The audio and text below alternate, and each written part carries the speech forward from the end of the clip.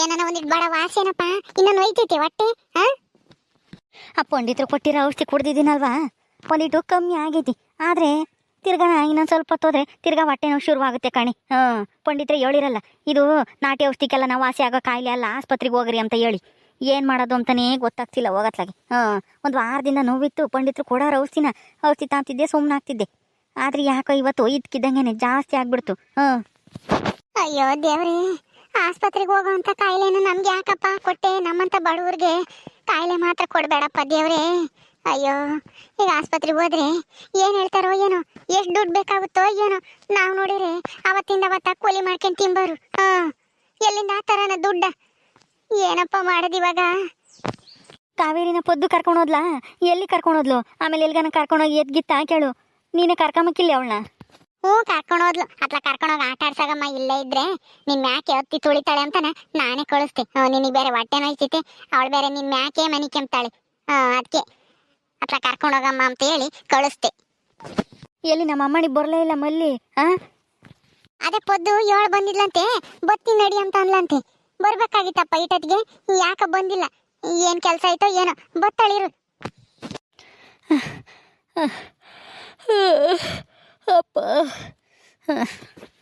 ಜಾಸ್ತಿ ಹೊಟ್ಟೆ ನೋಯ್ತೈತೇನು? ಪಂಡಿತ್ರು ಹೇಳ್ದಂಗೆ ಕಲ್ಲು ಪಲ್ಲು ಆಗ್ಯಾವೋ ಏನೋ. ನಾಟಿ ಔಷಧಿಗೆ ವಾಸಿ ಆಗ್ಲಿಲ್ಲ ಅಂತಂದ್ರೆ ಗ್ಯಾರಂಟಿ ಕಲ್ಲೇ ಆಗಿರ್ಬೇಕು ಹೊಟ್ಟೆಗಂಗಾರೆ. ಏನ್ ಮಾಡೋದು ಇವಾಗ? ಯಾರ್ ತಗನ ಸಾಲ ಇಸ್ಕಮನ ಅಂತಂದ್ರೆ ಯಾರು ತಗಿಸ್ಕಮನ? ಯಾರು ಕೊಡ್ತಾರೆ ದುಡ್ಡ? ಏನ್ ಮಾಡೋದು ಅಂತ ನನ್ಗಂತೂ ಏನು ಹೊಳಿತಾನೆ ಇಲ್ಲ ಹೋಗತ್ಲಾಗಿ. ಯಮ್ಮ ಯಮ್ಮ, ಏನಾತಮ್ಮ ಅಪ್ಪಗೆ? ಯಾಕೆ ಸನಕಿಲ್ಲ ಅಂತ ಮನೆ ಕೆಂಡೈತಿ ಅಂತ ಬಂದು ಹೇಳಿದ್ಲು ಪೊದ್ದು. ನಾನು ಅವಾಗ್ಲೇ ಬರೋಣ ಅಂತ ಹೊರಟೆ. ಅಲ್ಲಿ ಯಾಕನ ಯಾಡಿ ಬಿದ್ಬಿಟ್ಟೆ. ಅದಕ್ಕೆ ಅಲ್ಲೊಂದ್ ಸ್ವಲ್ಪ ಹೊತ್ತು ಗುಂಡಜ್ಜಿರ್ ಮಂತ ಸುಧಾರಿಸ್ಕೊಂಡು ಬರೋ ಹೊಟ್ಟಕ್ಕೆ ಒಂದ್ ಸ್ವಲ್ಪ ಹೊತ್ತು ತಡವಾತು. ಏನತ್ತಮ್ಮ, ಯಾಕೆ ಹೊಟ್ಟೆ ನೋವು ಇರ್ತೈತಿ ಅಂತ ಹೇಳ್ತಿತ್ತಂತೆ? ಯಾಕ ಗೊತ್ತಿಲ್ಲ ಕಣಮ್ಮಲ್ಲಿ. ಒಂದು ವಾರದಿಂದ ಹಿಂಗೆ ಸಣ್ಣಕ್ಕೆ ನೋಯ್ತಿತ್ತಂತೆ ಹೊಟ್ಟೆ. ಅದು ಪಂಡಿತೃತಾಗ ಯಾತ ಔಷಧಿ ತಿಂತಿತ್ತು, ಕಮ್ಮಿ ಆಗದಂತೆ ಕೂಲಿ ಹೋಗೋದು. ತಿರ್ಗಿ ಯಾಕೋ ಇವತ್ತು ಇದ್ಕಿದ್ದಂಗೆನೆ ಜಾಸ್ತಿ ಹೊಟ್ಟೆ ನೋಯ್ತೈತೆ ಅಂತ ಒದ್ದಾಡ್ತೈತಿ. ತಿರ್ಗಿ ನಾನು ಹೋಗಿ ಪಂಡಿತ್ರನ್ನ ಕರ್ಕೊಂಬಂದೆ.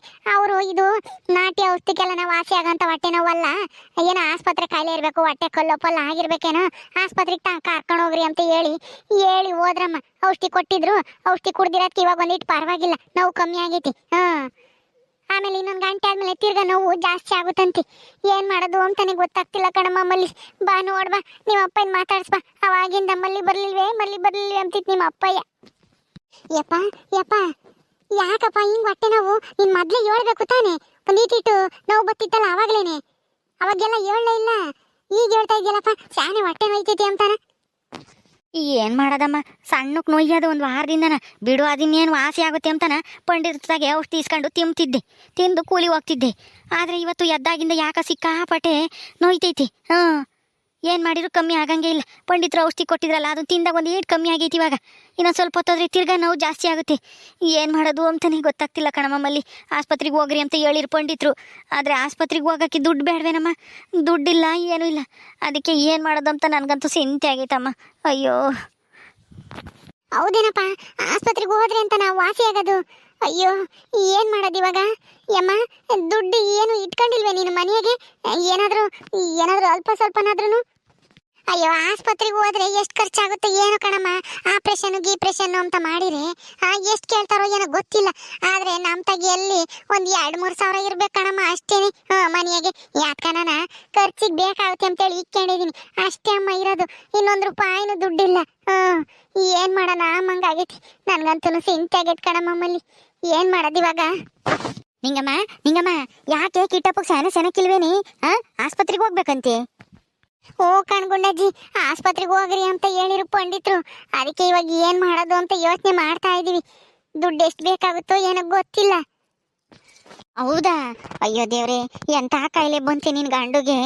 ಹೆಂಗೋತ್ಲಾಗ ಗಂಡ ಹೆಂಡ್ತಿನೂ ಕೂಲಿ ಮಾಡ್ಕೊಂಡು ಹೆಂಗೋತ್ಲಾಗೆ ನೆಮ್ಮದಿಯಾಗಿ ಜೀವನ ಮಾಡ್ಕೊಂಡಿದ್ರಿ. ಆದ್ರೆ ದೇವ್ರು ಅಮ್ಮನು ನೋಡ್ದ ಎಂತ ಕಷ್ಟ ಕೊಟ್ಬಿಟ್ಟ. ಬಡವ್ರಿಗೆ ಬಡತನ ಕೊಟ್ರು ದೇವ್ರು ಕಷ್ಟ ಮಾತ್ರ ಕೊಡ್ಬಾರ್ದಮ್ಮ. ಏನ್ ಮಾಡೋದು ಇವಾಗ? ನಾನು ಕೊಡೋಣ ಅಂತಂದ್ರೆ ನಮ್ದು ನಡೆಯಲ್ಲ ಕಣಮ್ಮ. ನಾವು ನಿಮ್ಮಂಗೇನೆ ಕೂಲಿ ಮಾಡ್ಕೊಂಡು ತಿಂಬಾರೇನೆ. ಏನ್ ಮಾಡೋದು ಇವಾಗ? ಗೊತ್ತು ಬಿಡ್ಗುಂಡಜ್ಜಿ, ನಿನ್ ಕೈಯಾಗಿದ್ದಿದ್ದ ನೀನು ಕೊಡ್ತೀಯ. ಮಸ್ತ ಕೊಟ್ಟೆ ಇದೆಯಾ. 100-200 ಯಾವಾಗನ ಬೇಕು ಅಂತಂದ್ರೆ ಕೊಟ್ಟೆ ಇದೆಯಾ. ಆದ್ರೆ ಇಷ್ಟೊಂದು ದುಡ್ಡು ನಿಮ್ ತಗೂ ಇರಲ್ಲ ಬಿಡು. ಏನ್ ಮಾಡೋದು ಅಂತಾನೆ ಗೊತ್ತಾಗ್ತಿಲ್ಲ. ಯಾರ ತಗನ ಸಾಲ ಇಸ್ಕೋಬೇಕಷ್ಟೇನೆ. ಲಸ್ಮಕ್ಕಂತಾಗೆ ಮನೆ ಹತ್ತಿ ಬೆಳೆದಿದ್ರಲ್ವೇ, ಹಾ ಎಷ್ಟಾಗೈತಮ್ಮ ದುಡ್ಡು? ಅವ್ರ ತಗನ ಇಸ್ಕೊಂಡ್ರೆ ಕೊಡ್ತಾಳೆ ಅನ್ಸುತ್ತೆ ಲಸ್ಮಕ್ಕ. ಅಲ್ವೇನ್ ಗುಂಡಜ್ಜಿ? ಹೋಗಿ ಹೊಳ್ತೀನಿ ಅದಿಲ್ಲಿ.